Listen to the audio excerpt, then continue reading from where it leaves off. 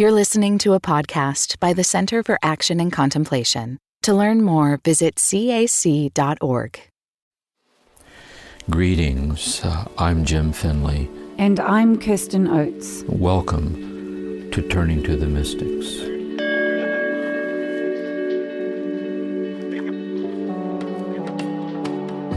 Greetings, everyone, and welcome to this bonus session in which Kirsten and I were talking about how helpful it would be to see what the implications are to our efforts to turn to the mystics for spiritual guidance in guiding us in how we understand and respond to this widespread social unrest throughout the United States and other countries in the world too, in response to the killing of George Floyd, which is seen also to be but the latest example of an ongoing systemic racism within the culture, and then the rising up like a collective consciousness or the collection of the movement of the spirit in the world, moving people to make a response to this. And so our commitment to the mystics is a commitment then to this presence of God that utterly transcends the darkness of this world, but not to distance us from it, but rather to radicalize our commitment to God's presence in the world. And so the mystics, the tonal quality of the mystics then, in the Christian mystic, let the mind that was in Christ Jesus also be in you. How could we join Jesus in how Jesus would understand what's happening? How could we join Jesus in what Jesus' attitude would be, that it might be our attitude? And how might that Christ consciousness move us to act in response to this societal crisis/opportunity, really? And to get at this, in this brief little reflection here, I thought I'd share with you a paraphrase in the writings of St. Augustine, who was a great early Christian philosopher, theologian, and mystic. And I want to paraphrase it this way. I think this is in the Confessions of Augustine. Augustine's insight is that whenever we're prejudiced against anybody, based on race or a sexual orientation or ethnic cultural background or religious belief or any reason what it might be, we at some very deep level are prejudiced against ourselves. Because underlying these cultural, societal, historical differences is the underlying bond of our shared humanity with each other, that we're woven in to each other, which, by the way, is really what activates empathy, why we relate and respond to each other, because we sense that interconnectedness with each other. And for us here too, in the sense of faith, or in the sense of the mystics, it goes even deeper. Because here we say whenever we're prejudiced against anyone, we're prejudiced against ourselves as a person created by God in the image and likeness of God. That all of us are the children of God. That all of us are siblings of infinite love. And we're woven together in that love. And so the spiritual depth dimension of the destructive power of prejudice rises up then in this kind of fundamental understanding of how we understand this and respond to this.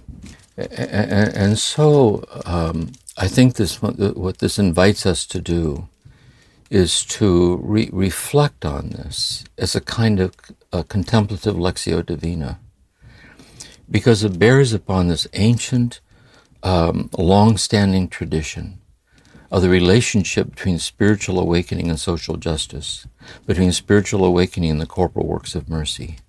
And it's now sitting in our lap. This is our turn now to be present to this.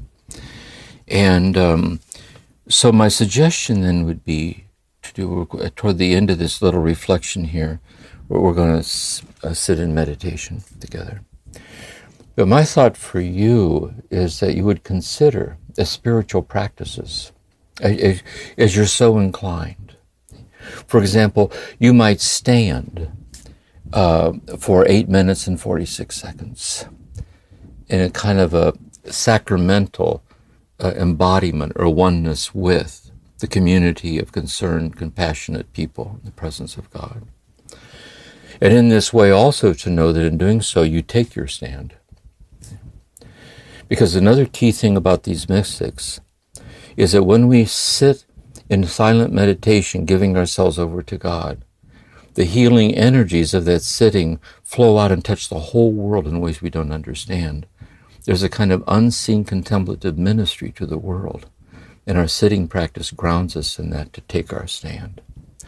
Another suggestion would be to consider reading the signs that people are putting up on the fences and the walls and holding up. Like that Simon and Garfunkel song, the words of the prophets are written on the subway walls and tenement halls. Or also there's some excellent Google articles of talks of sociologists and theologians and ministers and pastors who we can also kind of listen to that kind of help us and encourage us and guide us in this. So, and then as you're so inclined then to ground all this, to keep then returning back to the mystical taproot, to keep re-energizing, returning to these things. And that's a very good way to understand what it means to live a contemplative way of life in the midst of the world. To be a healing presence in an all too often traumatizing world.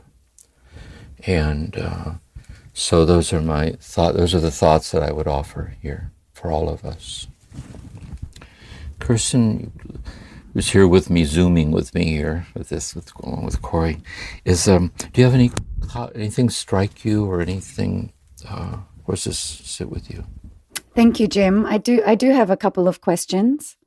The first one, just thinking about your reflection on what would Jesus do and what would Jesus say, and that when we think about prejudice, that there can be internal personal prejudice, and Jesus certainly spoke to personal faith and personal transformation, but he also called out systems and pointed to where systems were oppressing people, and that's something that Jesus might point to in this time. Yes, I'd say this as one example. There's a number of examples of this in the Gospels. The parables of the Good Samaritan.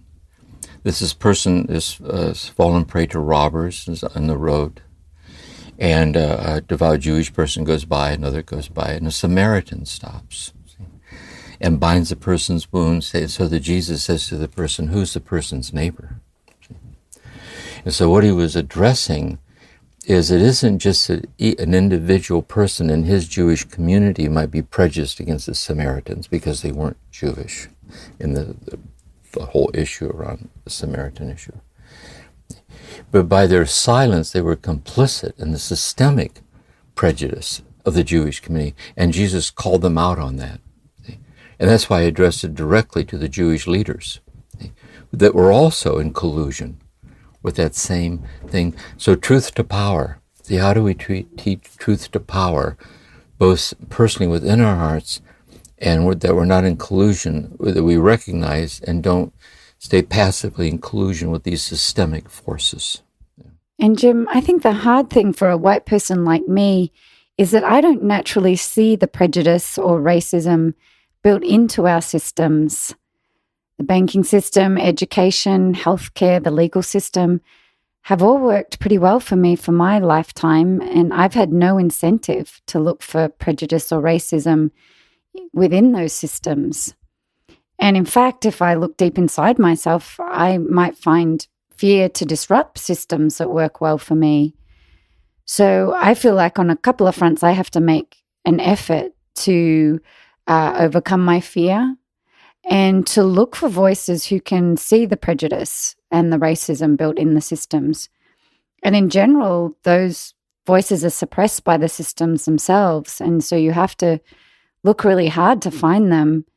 And we're at a time now where those voices are being raised up. And so with that in mind, Jim and I wanted to keep this podcast brief and really encourage you to go and listen to those voices, to Black and African American voices in particular.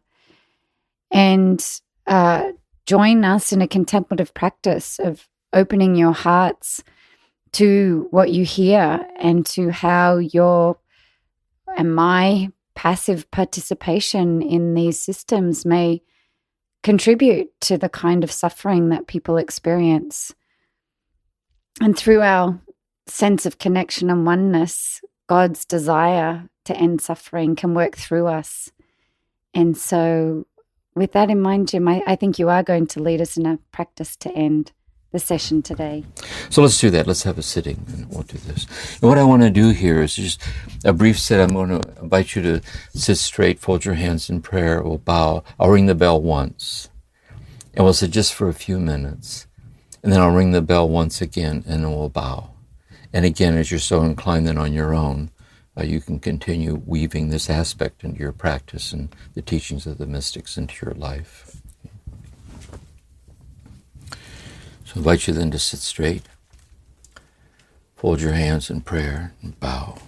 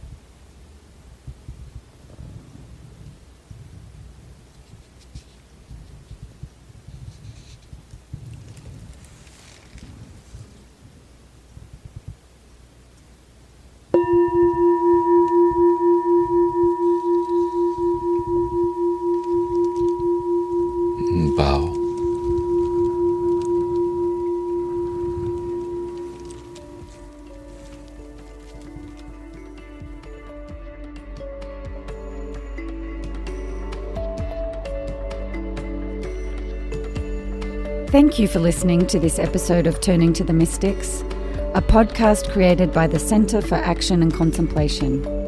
We'll see you again soon.